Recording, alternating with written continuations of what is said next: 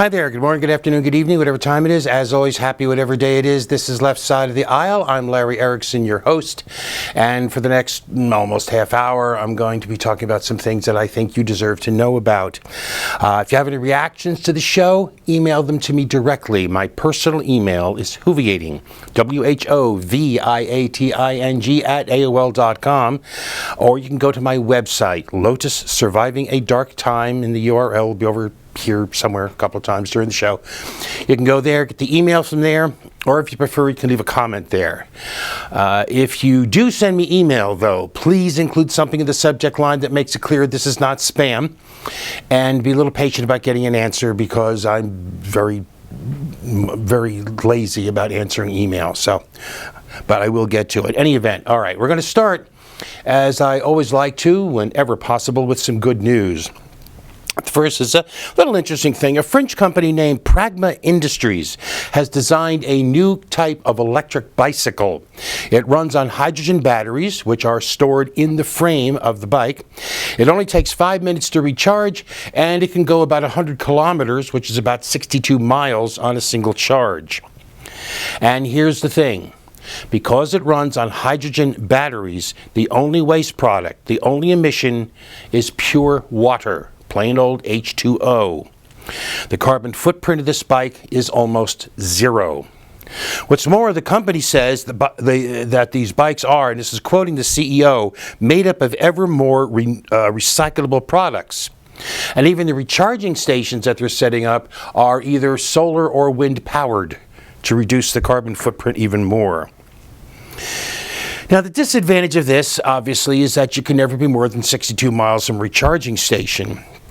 Now, that problem of having to be within reach of a recharging station is a problem common to all electric vehicles, but here it's a rather bigger one because most vehicles using, let's call them traditional batteries, can be plugged into pretty much any wall outlet and recharged there. These need to be recharged with hydrogen, which means it needs a special sort of charging station. Even so, they are a real bit of good news, a real advantage, a real environmentally friendly type of transportation. They are rather expensive. The new ones are going to run about 2,300 euros, which is about $2,600. But supposedly that's in line with existing top-of-the-line electric bicycles. And significantly, the French Post Office has indicated interest in buying a fleet of the vehicles for their own mail carriers, which not only would bring the price down, but would also involve having to create a network of hydrogen recharging stations, which would make these bikes both more affordable and more practical for more people. So what we've got here is basically a zero pollution electric bike. That's good news. Another bit of good news. In a way, this feels strange to call it good news, not because it's actually bad news, but because of the conditions under which the good news would operate. And if you're confused by that, this will clear it up. California has enacted a death with dignity law. This is the law that allows terminally ill patients to obtain lethal doses of medication to end their lives early. Specifically, the law would permit physicians to provide lethal prescriptions to mentally competent adults who have been diagnosed with a terminal illness and have a prognosis of less than 6 months to live. The law will take effect in 90 days after the legislature closes its special session on health care, which means, in fact, this won't go into effect until next year. Governor Jerry Brown said he struggled with the decision about whether or not to sign the bill, and in fact didn't reveal his position on the bill until he actually did sign it. He said he decided to do so because, and this is quoting him, "The crux of the matter is whether the state of California should continue to make it a crime for a dying person to end his life no matter how great his pain and suffering," unquote. Brown, who himself has had 3 brushes with cancer, said that he didn't know what he'd do if he was dying in great pain, but he did think it would be a comfort, was his word, to be able to consider the option created by the bill, and he would not want to deny that right to anyone else. think is more important than comfort, however. This is why these death with dignity things are important. More important than comfort is the sense of control that the death with dignity option gives to terminally ill people who all too often feel as if they become mere observers of their own lives, that their lives are something that's happening to them rather than something they are part of. Which is why in Oregon, which has the most experience with this, they've had a death with dignity law for 17 years now. More than a third of those who got a lethal prescription never filled it. The fact that they knew that they could, if things got too hard for them to take, that was enough. That sense that they had a choice.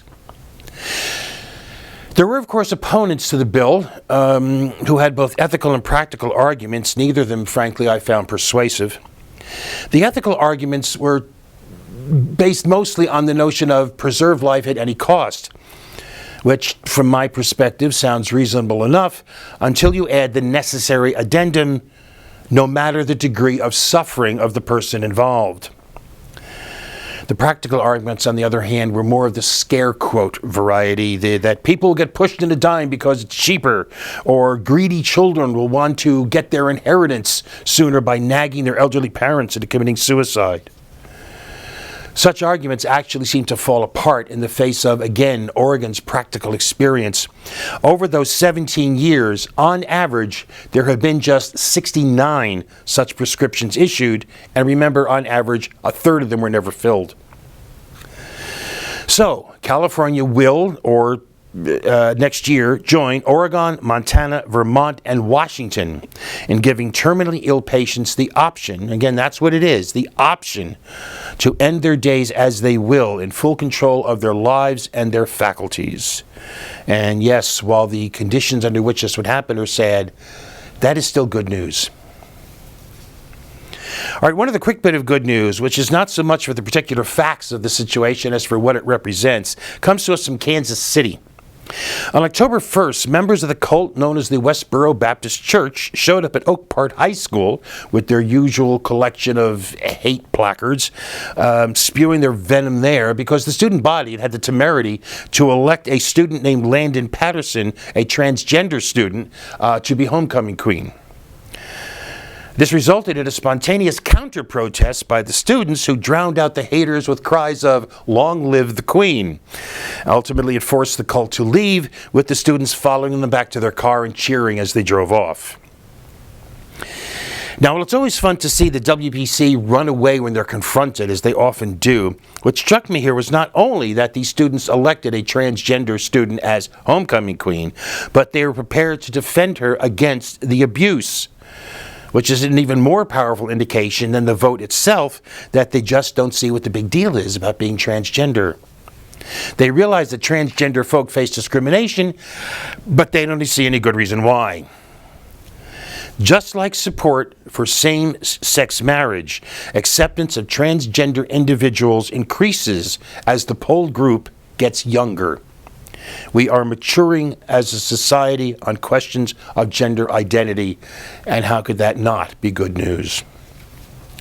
Which actually brings up something related to this, brings up another area where we seem at long last to be maturing as a people. That's found in the fact that since August, 8 more U.S. municipalities have declared October 12th to be Indigenous Peoples Day in honor of the histories, cultures, stories, and accomplishments of the native peoples who occupied and lived in North America thousands of years before Columbus discovered America. Those 8 are Olympia, Washington, and St. Paul, Minnesota, which did it in August, Anadarko, Oklahoma, and Alpena, Wisconsin, which followed in September, and Albuquerque, New Mexico, Lawrence, Kansas, Portland, Oregon, and Bexar County, Texas, which did so this month. Now, these 8 are not the first to do so. Seattle and Minneapolis made the switch last year. Berkeley, California did it back in 1992, and South Dakota has celebrated Native American Day since 1990. But these cities are part of a growing trend. There have been observances in the U.S. of Columbus's voyages back since colonial days, but the roots of Columbus Day as a holiday go back to Colorado in 1907, a place and time where Italians were near the bottom of the social and economic ladder. An Italian immigrant laborer named Angelo Noce, apparently wanting to raise the status of Italians in the eyes of his contemporaries, worked to have the state legislature declare October 12th to be Columbus Day, possibly because, according to his daughter, Noce figured that Columbus was the one Italian that Americans would not throw rocks at. By the time of his death in 1922, 35 states had declared Columbus Day an official holiday. 46 states and the federal government do now. The thing is that by now everyone knows that Columbus did not discover America to the extent that we equate America with North America. That is, America with the United States with North America. His voyages, there were in fact 4 of them, never touched the mainland of North America but went to the Caribbean. He wasn't even the first European to reach the so-called New World, not when there were Norse in Newfoundland in about 1000 AD, 500 years earlier. More to the point here, though, we become more aware of the impact Columbus's voyages had on the natives he encountered and the broader impact on the peoples of North America from the expansion of Europe's vision of the world that he helped inspire. That was an impact driven by dreams of riches, but that produced for the natives disease, murder, slavery, exploitation, and death on a truly colossal scale. Now let it be said, by the way, that Columbus and those who followed in his wake did not inflict this suffering on the natives because they were natives. Europeans were more than willing to exploit, torture, and kill each other. And some of those tortures, in fact, could be, let's call it, quite creative. They did it to the natives because it was to their profit to do so. It was in pursuit of profit. Although I actually should add again, and to be completely fair, that it appears that old Chris himself was a particularly nasty example of his time. But let it be said, too, that the native peoples of North America, including the Caribbean, were not a bunch of tree-hugging pacifists free from the evil, we're supposed to think, strictly European impulses of things like war, murder, and slavery. But like some Type 1 civilization facing the Borg, resistance was futile. And the ultimate devastation was the same whether they resisted or not. So what I find to applaud in the move to drop Columbus Day in favor of Indigenous Peoples Day is not that we can conveniently ascribe virtue here and venality there to say that this is good side and this is all bad, but rather that it means that we non-Indigenous peoples of the United States are beginning to take account of our own history and to face our own history in all of its complexity for good and for evil. And that, again, seems to me to be good news. All right, one more thing before the break. It's one of our occasional features, one of our regular features, rather. It's called the Clown Award, and it's given, as always, for some act of meritorious stupidity. The winner of the Big Red Nose this week is one Karen Miller. She's a member of the Board of Commissioners of Blount County, Tennessee. She has introduced a resolution asking God not to smite the county because the state is issuing marriage licenses to same-sex couples. Yes, seriously.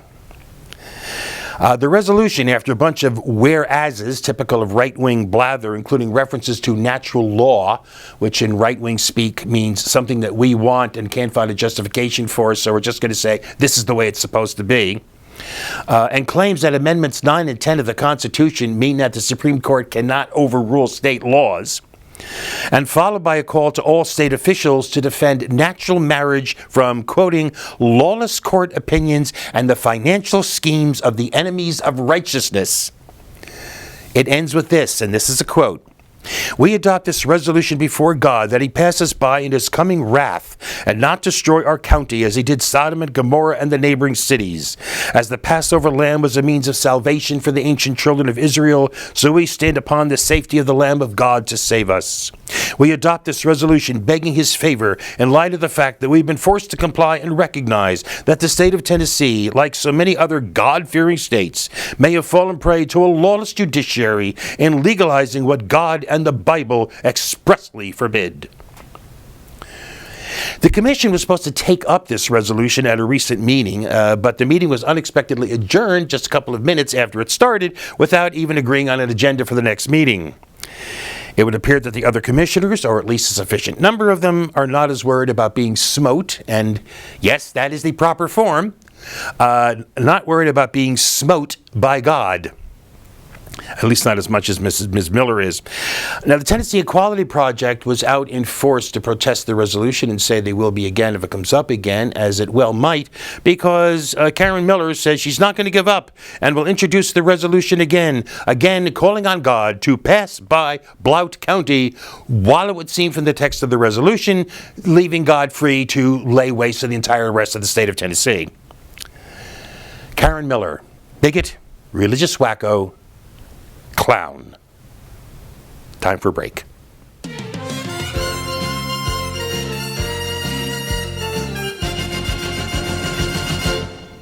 And we're back. Next up, a bit of news. By a bipartisan vote, and that's important, bipartisan vote of 261 to 159, the House of Representatives has passed a bill to remove all restrictions on the export of crude oil from the United States. That export ban has been in place for 40 years, having been instituted in 1975 as a response to the OPEC oil boycott. It now goes to the Senate. Now, even if it passes, Obama has threatened to veto it, and the vote in the House did not reach the two-thirds majority that would be needed to override the ban, and it's extremely rare for a vote to get more votes on an override than it did on the original passage. So if Obama is true to his word and vetoes it, then it's very unlikely this would ever pass. So why do I bring up a bill that is unlikely to ever become law? Because this bill so neatly shows the cold heart at the core of our economic reality, our economic system. Many of the voices now pushing the vital necessity of selling U.S. oil overseas are the same voices pushing for the Keystone XL pipeline on the grounds that it will reduce our reliance on imported oil. Which is actually kind of strange, since the oil, it's actually this tar sands gunk, but the oil would actually be imported from Canada. But apparently they think that maybe that doesn't count as an import because, like Goldie Hawn's character said in that movie Protocol, Canada's kind of attached. Don't know.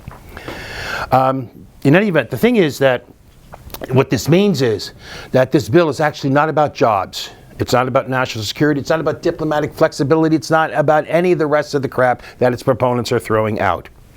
This bill is about corporate profit.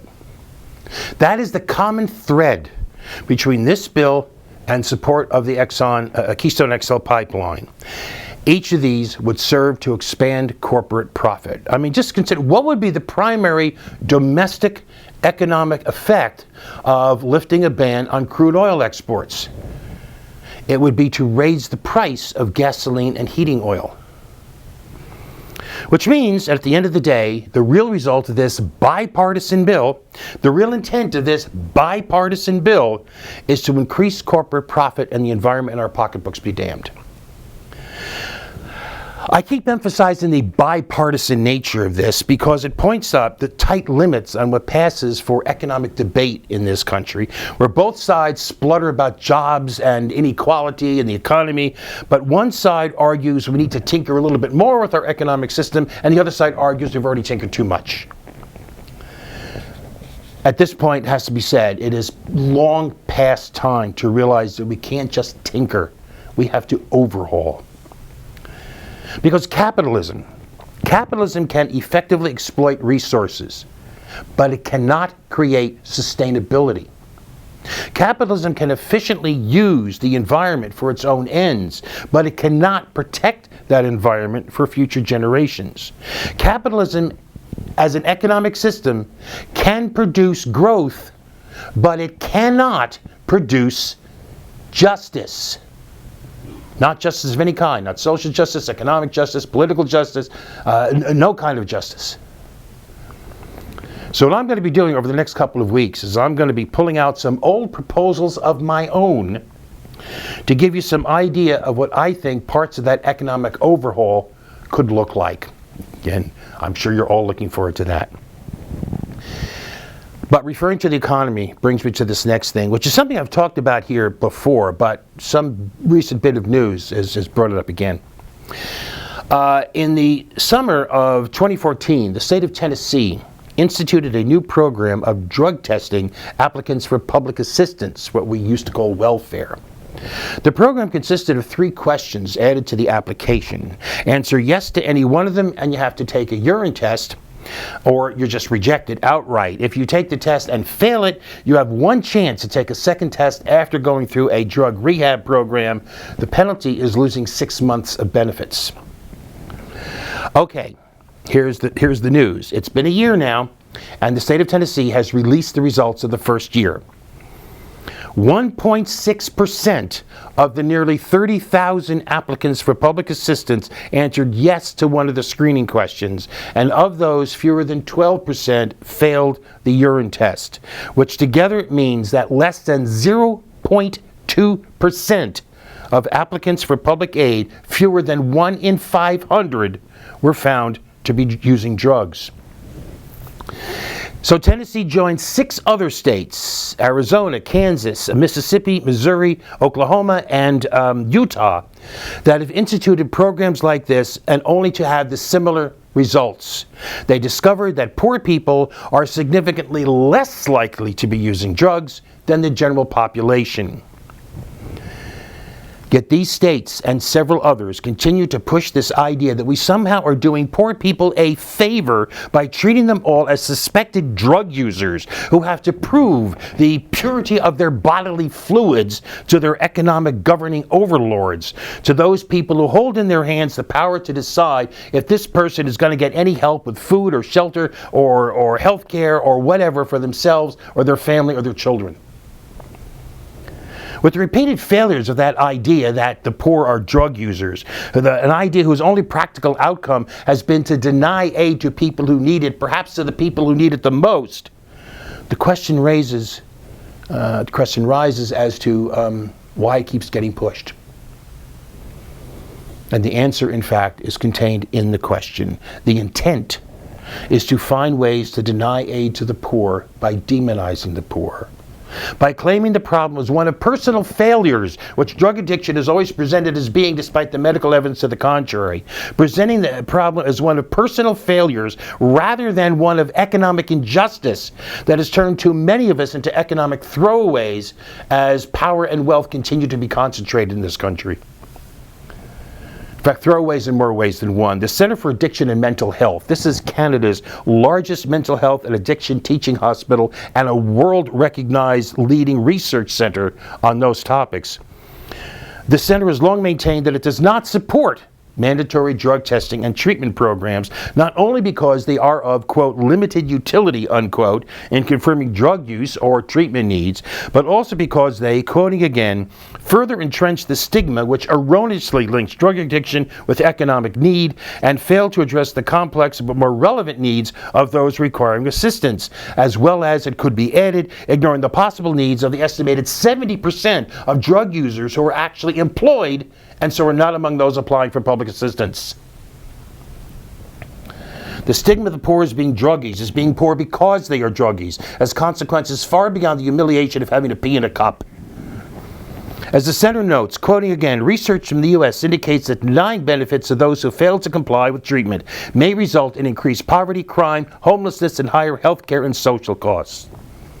That stigma, which drives the entire drug screening idea, is just one more obstacle faced by those who economically struggle every day with all that entails for, again, necessities such as food and clothing and shelter and health care and all the rest. People who struggle every day to try to escape the trap of poverty, but who find that stigma of them as drug abusers follows them everywhere they go, even when they're trying to find work. That demonization of their condition, that assumption of their moral inferiority, that what I call classism, our contempt for the poor, is just one more mountain they have to climb, and it is just one more reason that economic overhaul is needed.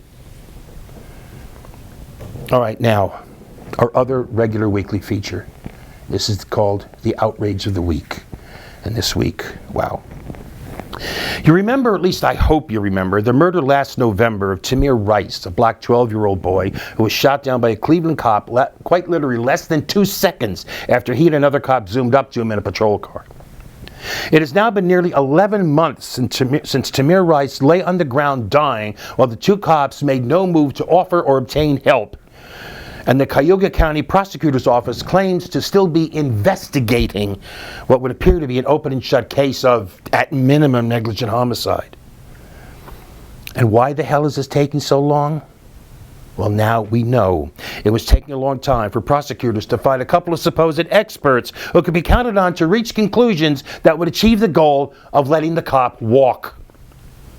The 2 are retired FBI agent Kimberly Crawford and Lamar Sims, the chief deputy district attorney in Denver, which, yeah, there's a real pair of impartial and disinterested observers. Both of them declared grandly that this was, just such an unfortunate incident, and we really, really do feel for the family, but what the cop did was just fine, entirely reasonable, no problem. They said it in different ways, but they said the same thing. They said the only thing that matters is what the cop thought, or at least said he thought. Because remember, the original police report on this was found to be laced through with lies when the video, which the cops initially didn't know existed, when that video was released. So if the cop thought, or at least said he thought, that there was a threat, that it was entirely reasonable of him to instantly shoot to kill. His own behavior was entirely irrelevant. But by their own words, these 2 people condemn themselves as apologists for a killer. Crawford said, quoting, "The speed with which the confrontation progressed would not give the officer time to focus on the weapon, to apparently realize it was a toy." What confrontation? There was no confrontation until the cops created one. Sims, for his part, said that the cop, whose name is Timothy Lohman, by the way, he said the cop was in a position of great peril because he was so close to Tamir. The officers did not create the violent situation, he said. What in heaven's name is he talking about? Lohman was close to Tamir because he chose to be close to him. He created that very peril. And there was no violent situation until the cops created it. And do not forget for an instant that the only violent part of this whole thing was Timothy Lohman shooting Tamir Rice to death. Oh, but that's not important. It doesn't matter. Crawford said that in considering the cop's role in creating the very supposed risk that justified killing Tamir Rice is armchair quarterbacking, which has no place in this discussion, because it seems we mere mortals are not fit to judge cops. The reports were released, the prosecutor's office said, in the interest of transparency. The only thing that's transparent here is laying the groundwork for, preparing the public for, letting another killer cop walk. I cannot begin to tell you how disgusted I am by this, so I will just say it's an outrage. Last, for this week, I was actually originally intending to spend a good part of today's show talking about the scourge of guns. But I remembered a quote from Gandhi, who was supposed to have said at one time in a moment of despair and frustration, "What can I say that I have not said 10,000 times? What can I write that I have not written 10,000 times?" And that's kind of how I feel now. The fact is, until we as a people grow the heck up and put aside our childish fantasies about the lure and power of 6-shooters and Western fantasies and how we're going to save the day when somebody gets threatened, until we put aside all of those childish fantasies and recognized what guns are and what they actually do, the tens of thousands of people who die every year by guns in this country will continue to die by the tens and thousands. That's it for this week. We're going to get out of here. You have the best week you can. We'll see you next week. Peace.